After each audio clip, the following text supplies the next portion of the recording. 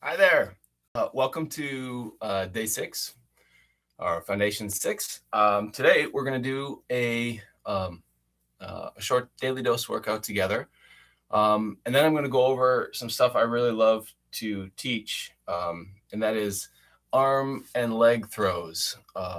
So we think of throwing, certainly when we think of our upper body, but we don't think of it with our lower body. But kicking an object or throwing a kick in dance and martial arts is also throwing. You're throwing power through that limb and trying to communicate either a high kick or power into a soccer ball or a kickball or a pad or something like that. And the mechanics are also throw in the form of the way you're trying to transfer energy and create force through your body. So that's gonna be fun.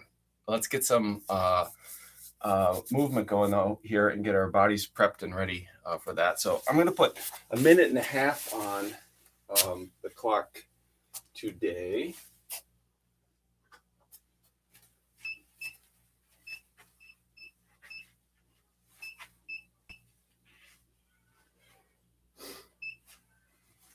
And we'll start with some body weight hinges.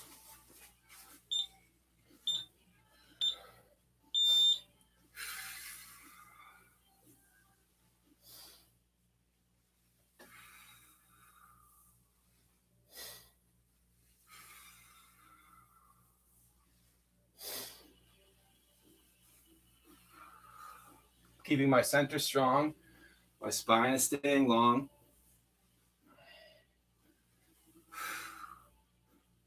I'm breathing into the fold, exhaling, and then inhaling as I come back up. And let's switch to circling.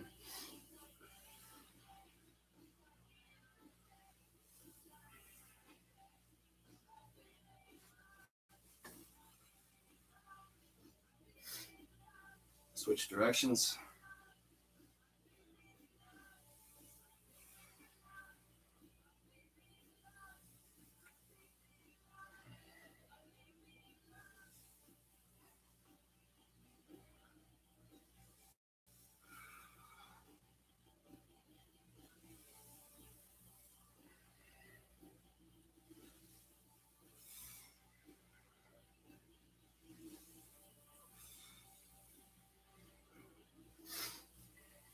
I'm going to go back to straight for a few last ones.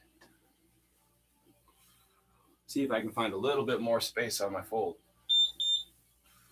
Come on down, mountain and valley.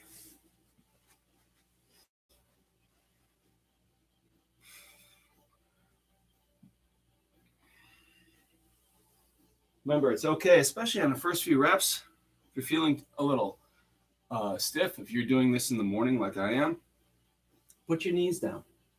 Go easy on yourself. Let the intensity come. Don't try to force it right out of the gate. Always ramp up, whether it's lifting a heavier weight or bringing your body into more speed. You always want to ramp yourself up.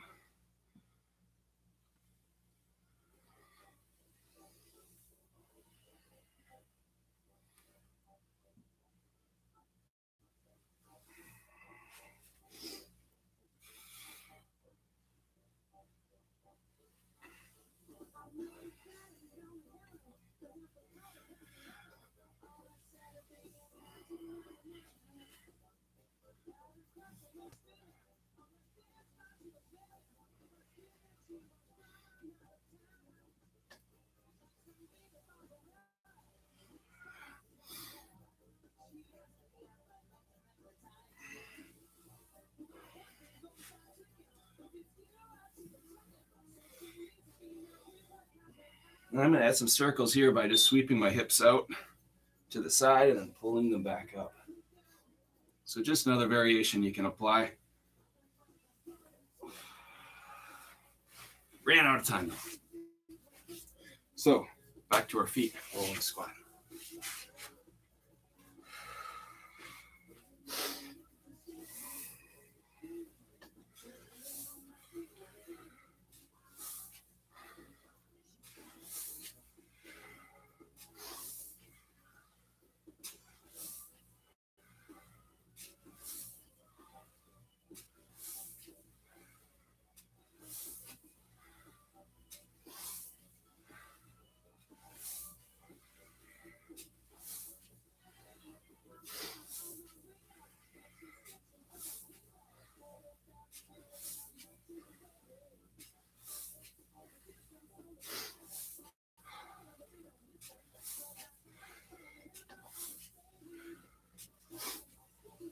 So a vary a mountain and valley is that of a single leg. Notice what I do here is I create a little kickstand by one leg lifting the heel, and I'm emphasizing the other flat foot as my root. And I can make this locomotive by stepping either every few or even every rep. Back down for rules.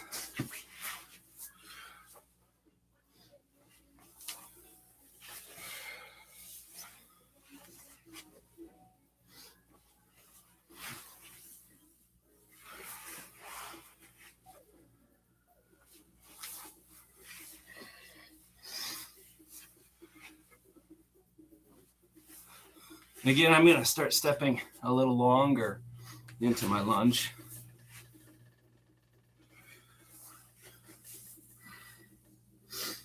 Reaching my leg away.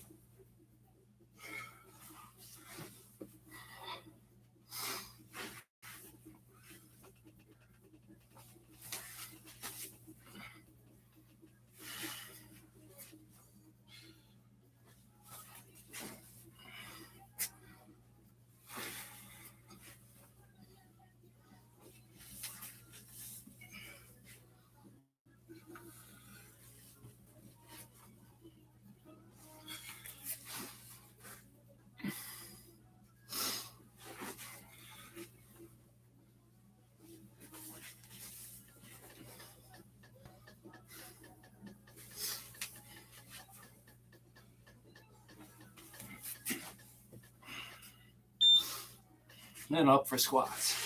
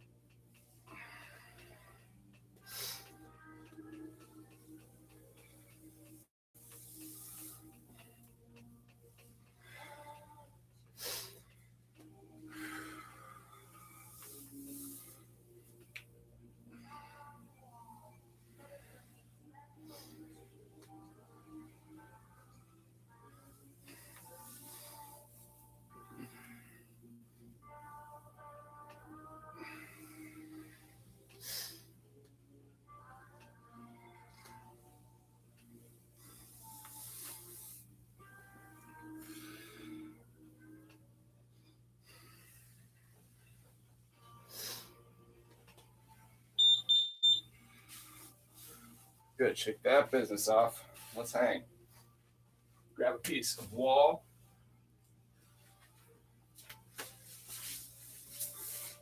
Or a piece of floor can also work. You can just plant your palms and then pull away. And then actually dangling from your hands. Best of all.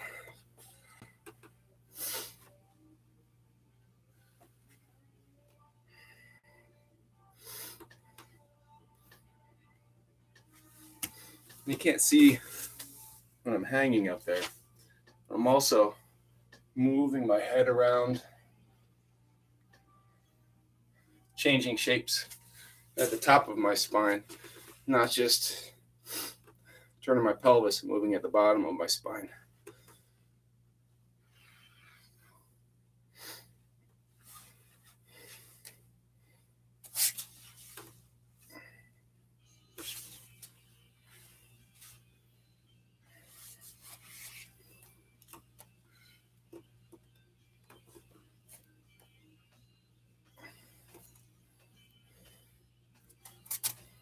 Ooh, I found a good spot, so I'm going to hang on here.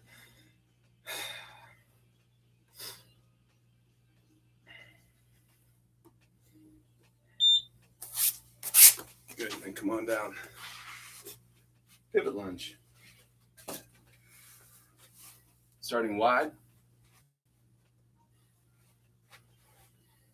Turn that heel and that hip around, so don't plant that foot and then try to keep it planted as you twist away from it. Let it turn up and then twist into that turn.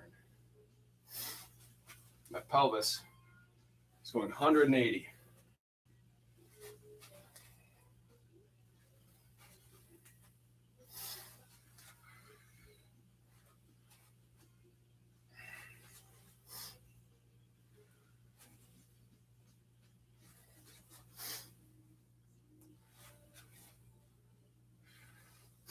So as I step, I can add even a little more locomotion each time I come up by stepping out of the lunge and bringing my other foot forward.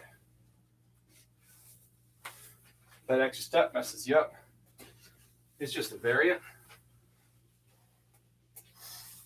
Then here you can practice that cross-body balancing as I come around and switch arms with my legs.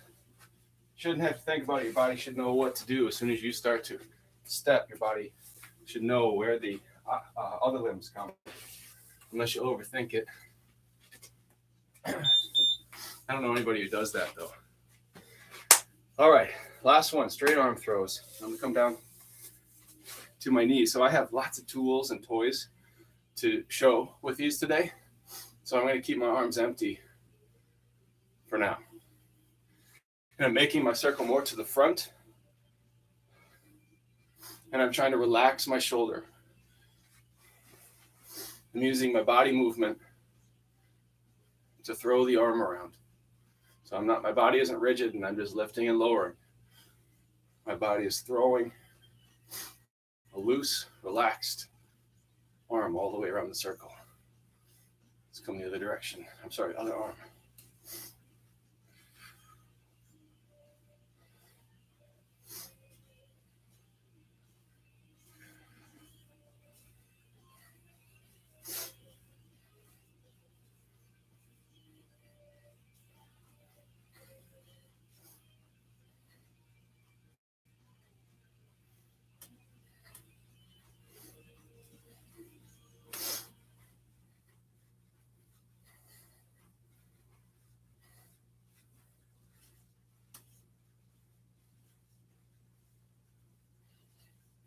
Now let's do a couple doubles to finish.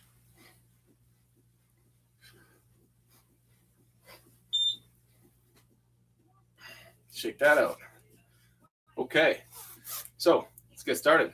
We're going to do our legs first and arms second. Again, in terms of your life, the legs need to carry you around for the entirety of it. So they always take precedence. We're always prioritizing from the ground up, just because that's the priority our bodies need to be active and mobile around life. So let's get this stuff out of the way. So when we're throwing our legs, I'm using my air quotes, we're kicking. But it's not always a kick.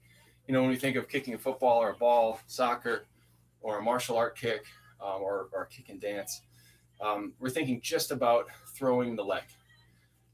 So whatever notions we have about what a kick is and looks like, just set those aside for a moment and think about the movement, which is what matters most. So this kind of kicking will apply to not just a particular martial tradition or a particular style of dance, but also throwing your legs one after the other for locomotion, sprints, and whatever else you might like to ask your body to do at some point. So we're going to start slow, as we always start slow, and ramp up to speed. Straight leg kicks. We'll do these with a bent knee. So martial artists, you can talk about throwing a knee. And here I'm working on a little balance. I'm working on a little bracing. I'm actively pulling my knee up. I can even give it a little hug at the top.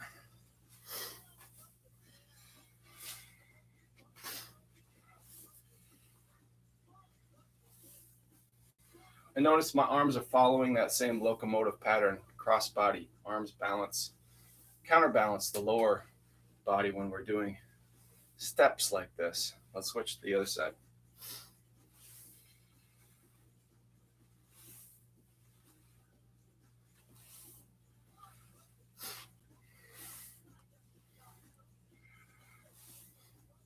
So I was doing these just yesterday on Stamina Day. I was doing them with a little bit more speed and a little more fluidly, but right now I'm just trying to wake up my hips and warm things up before I ask them to do more. So straight leg and bent leg kick or leg throw, just like that. We're gonna add some circles now. So circling the hip. So I can either step down in between or I can leave my leg up. Do what feels right for you. You don't have to touch a toe down, and you don't have to force and think, oh, I lost my balance, I didn't do it right. If you do need to touch a toe down, either way is fine. Key here is that I'm creating a circle around the hip. So these circles are more to the front. There are circles that will focus on getting wider and opening that hip gate a little bit more. But for now, just do what you can do by pulling it open. Let's come back and circle back on the inside too.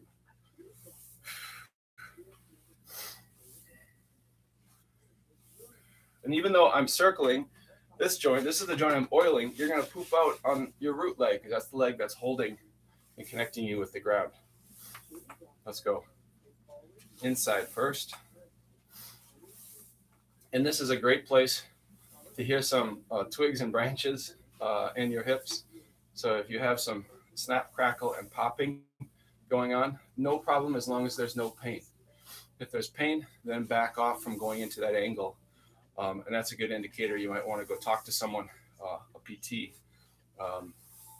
about your hip or about whatever joint is creating a pain in positions. But noises, no problem. I got all kinds of noises going. Maybe you can even hear them over there. And the more I oil my joints, the more my noises quiet down.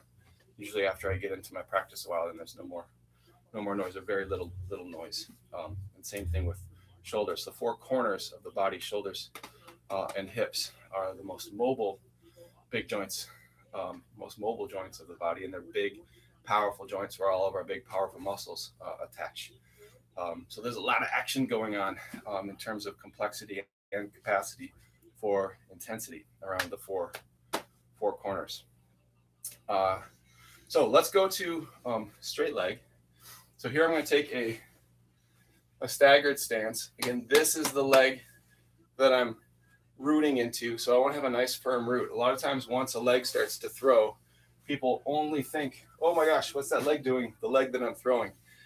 Less important in many ways than the root leg. So I'm going to create some strength and tension. I'm going to create some good root on this leg, and then I'm going to let my leg fly up and away. So with a straight leg kick, it can be nice to frame your hands, and that will give you a little target for where you're pulling your leg up. The other thing that's nice to think about is throwing this from the center, from the hip. So you let your hip throw the leg up, and the leg comes along for the ride rather than keeping your hip back here and then getting locked up. So my hip's not coming along, and now I got to just kind of shove my foot up. It also start feeling like you're jamming in your joints a little bit. So lead from the pelvis. Let the pelvis throw the leg forward. So straight leg. We did straight leg kick or straight leg swing. Sometimes I refer to those as leg swings, again, to not get people, because otherwise people will start thinking like they got to throw like a snap kick or something if they have a tradition like that in their body, in their background. It's almost like they can't help themselves. But the idea here is that we're throwing from just the hip, not the hip and then the knee. just the hip throws the leg and then swings back. So circling can be done with straight legs as well. And this is a little more challenging than when the knee is bent. But we have an inside circle, so it comes from the inside and to the outside. So here, notice that I'm turning my foot out. My foot is turning out. If I leave my foot turned up here, I'm going to cross up and it's going to feel like I'm all locked up. So allow your foot to turn out, open up your pelvis, because remember the pelvis is directing the leg. And then I'm going to pull the leg out and across. Again, I'm not trying to kick as high as I can possibly kick right now. That's a great practice when you're warmed up or when you feel like you're ready for it. But just making the circle, controlling the circle will be nice for oiling your joints and feeling how you can take the strength from this root, pass it through your body, and then let it pass out through the other limb. That's what throwing is. So I'm trying to gather strength from one place and then release it someplace else. So here I'm going from my root foot out to my swinging or kicking leg. Again, we're doing our outsides. And then we have inside as well. Insides. We have outside as well. So coming from the outside and bringing your leg back across. Now this one, you don't want to start wide, because then it's going to be like starting in the middle of the circle. So here, I'm going to start much closer, and then I'll bring the leg out and around. So out and around, out and around. So I didn't talk about targeting, but that's something that we can work on down the road. But for now, just getting that feeling of I'm rooting into this foot and I'm circling my leg around. Same thing on the other side, rooting into this foot and I'm circling my leg around. So we had bent leg, straight, bent leg, circles, and then straight leg, straight, and straight leg, circles. Moving on. Actually, I'll just show this, since we did talk about power and throwing power. You can try this too. Foam block is a great self-target. So when we're talking about power and not just working on range and control, it's very good and very useful to have something to put the power into. So that could be throwing a weight, throwing a kettlebell, throwing a rock or a sandbag or whatever, but something to put the power into versus just punching and kicking the air. Neither of those are the best thing for the joints over the long haul. Yes, many traditions rely on punching and kicking the air. But I have worked with so many people whose joints aren't what they used to be if they've been practicing those traditions for a long time, put a lot of mileage on. So one way to extend your path in your practice is to take care of your joints. You only got one vessel to carry you through this thing. And better to think about your practice over the whole path versus like, what can I quickly do in the next 6 months or a couple of years or whatever. And then, to hell with whatever comes after that. So all of that to say is I'm going to use this foam pad as a target to put my power for my kick. I'm going to do a whip kick. So whip kick is like a whip in that I'm going to pull my pelvis through first, and then the last thing that comes out is my lower leg. So upper leg to lower leg. And it should feel kind of whip-like. I want you to feel whip-like rather than machine-like, where you like chamber. That's fine.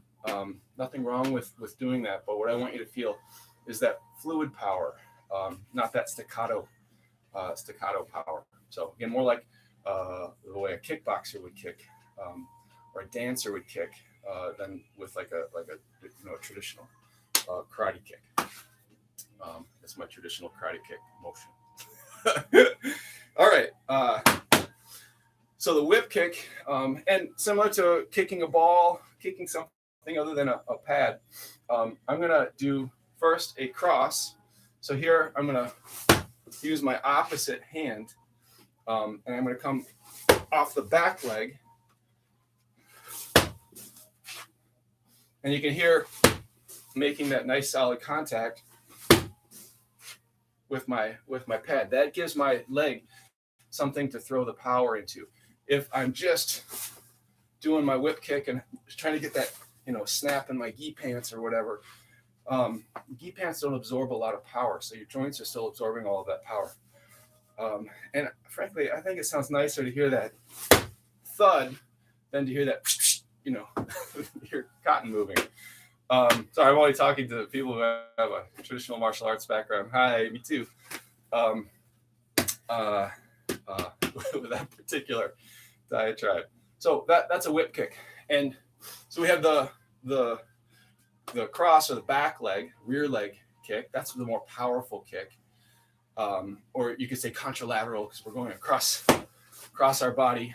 But I prefer to just say cross and use simple language rather than over complexify moving our bodies. But we also have lead, ipsilateral, same side, but you can just say lead or front side. Mm-hmm. And here I need to shift my weight back and then bring my leg up. Harder to feel the whip in the lead leg, but you can still feel that rhythm of shifting your weight back and then releasing, shifting your weight back and then releasing. So if you don't have something, okay, to use your hands as a target. Again, movement matters most, not how hard I can kick this poor blue block right now. But you can use your hands, or you can put two hands together in creating a target. Of course, in traditional martial arts, a lot of times we use their hands. We try to kick them as hard as we could because, you don't have to do that. Just grab a foam block. Very easy tool to have on hand. Let's throw some stuff. So we talked about some straight arms. We've been doing straight arms all week through all of the practices. And I'm going to show side circles. So I emphasize the front circles when we're just warming up and not the sides, because this is where we can start getting into a lot of junk in the shoulder trunk. If you do have rotator cuff issues or some other shoulder issues, impingements and that, be very gentle when you start moving your arm around to the side. So always start slow. Do them slow before you do them fast. Don't just start throwing your arm through a joint until you know that the joint is fine with that movement. Go slow, ramp up to speed. So side circles here. I'm doing it from my knees, just like what it sounds. And you can go in between front and side by creating just a little stagger. So I'm just like if I were standing upright, I'm going at a 45 degree. So now I can play with how much to the side and how much to the front. I'm sort of in between. Again, this is a good option if you are, if you're worried about turning your shoulders into a joint or a joint angle they're not ready for. It's also good if you want to throw some actual objects. Normally when we're throwing, we're doing a cross body movement as well. So we're needing that twist, that spiral, rotation, coil, whatever word you want to describe this action to help generate the power. And then finally we have bent arm throws, and these are more like when we're serving a tennis ball or serving a volleyball or throwing a baseball or throwing a football, throwing a javelin, throwing a snowball, all of these things.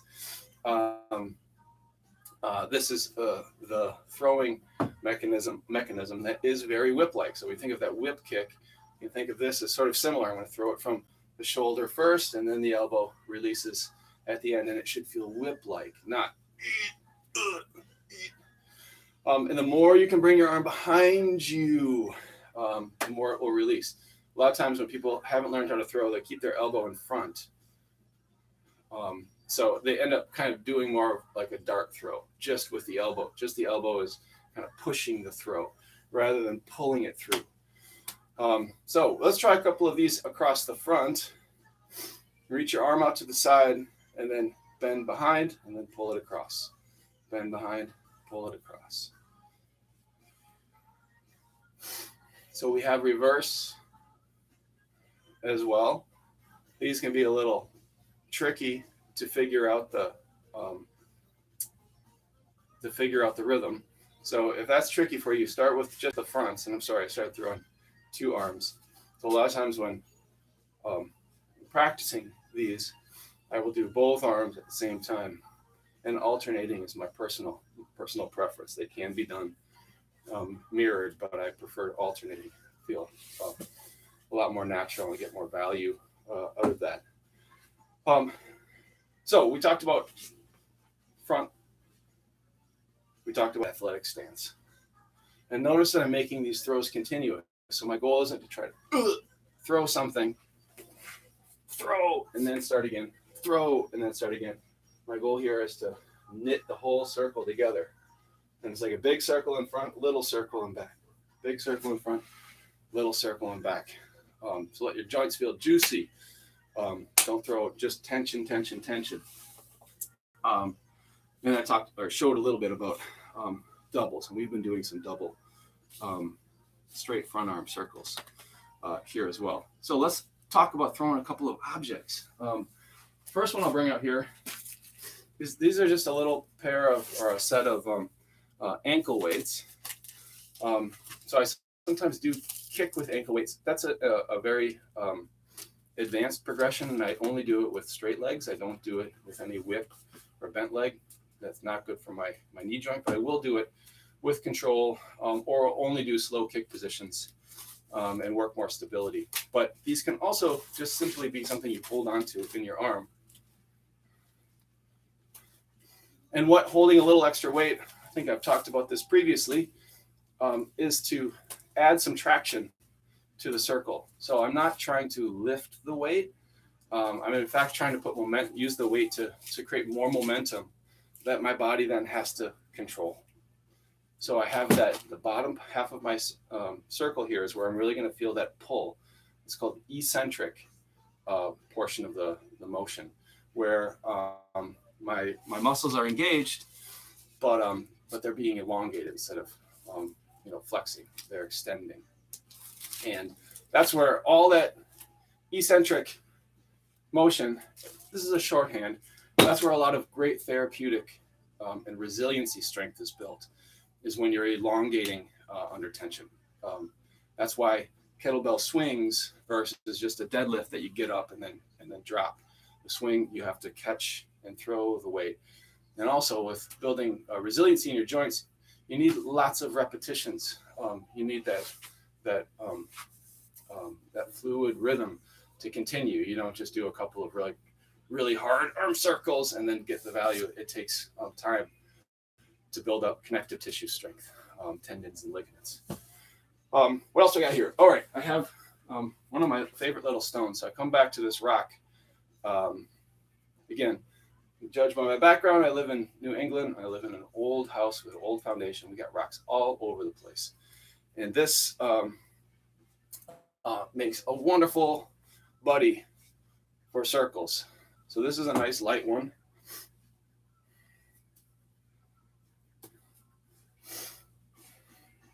And all of those circles can take along a friend for a ride.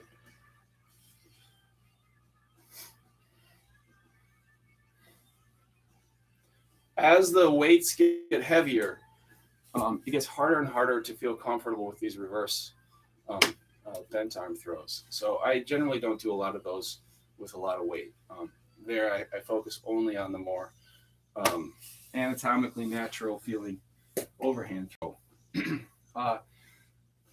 Dumbbells work great. In fact, the original modern dumbbell of the 19th century was usually a wooden one that looked like this, and they didn't do these very, very simple movements for taxing the muscles. It was much more about the joints, and they would turn them. So you use dumbbells for turning motions, circling motions, not just muscle taxing motions. Again, movement happens at the joints, so a thoughtful practice always considers joints first, and muscles are the actors upon the joints, but the joints where the action happens. So, but dumbbells work great. As they get bigger, they get a little bit more in your face. So, good thing is you don't need a very light one to get some good, or don't need a very heavy one to get some good value out of it. I also have a shot put. These are cheap to buy. It's just like the stone, but more consistent shape. And this one's 4 kilos. So I can put some more load into my throws here without having to tax my fingers, because the rock isn't quite as dense. Even though it's a nice piece of granite, it doesn't really compare to a machined shot. So shots are great and easy to pick up. Again, talking on the traditional front, clubs are a very old training tool. They fall under the sticks and stones category of training tools. If you think about human movement history, the first reason we had to train our bodies was for hunting and for combat or warfare. So the oldest movement traditions all come back to having some sort of martial element. And I think of clubs and rocks as being the sticks and stones theory, is that if our first weapons were sticks and stones, our first tools for developing our body were probably also sticks and stones. So these are just a little bit more formalized form of sticks. I'm not talking about the small joint circles today, although these definitely do exist. So working my wrists and working my elbows, that's all part of the full arm throws. But that we'll save that for another video. But working with these are just a little bit too low, too long for me to do for my knees. So I have to come back up. And I can't do the full circles because my little studio down here has low ceilings. So, but these are a traditional club. They're fun to have on hand. They're great for especially the small joint circles. But they're a necessary component for a training tool.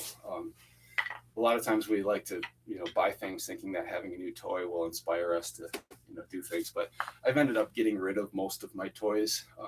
I certainly fell into that category for an awfully long time too. But at some point you realize that you actually don't need to just layer on stuff upon stuff and complexity upon complexity. Things can be simplified.